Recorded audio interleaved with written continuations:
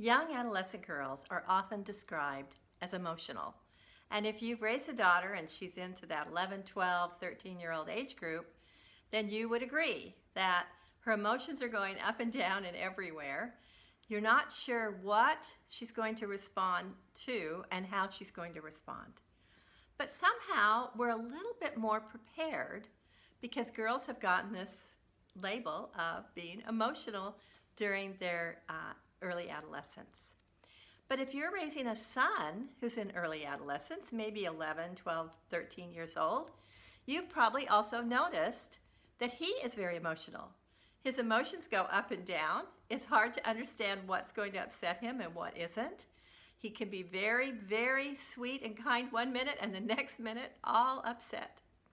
This makes sense because these young adolescents, both boys and girls, are experiencing a rapid time of brain development where their brain is just being flooded with special brain chemicals that are changing their personality. They are working to help your son and daughter go from being an adolescent to a young adult. Lots of changes going on.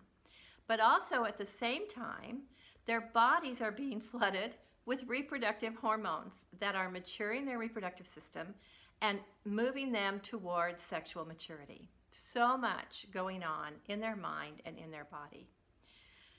We are often so much more prepared for the changes that are happening in our daughters. We're careful to make sure they understand how to be prepared for their first period. We are understanding of their feelings as they're going through all these emotional upheavals. But there's a difference with our sons. Overall, I think we tend to not engage with our sons as much as we need to teach them about what's happening in their bodies during puberty, what's going on in their mind that's creating all of this emotional upheaval for them.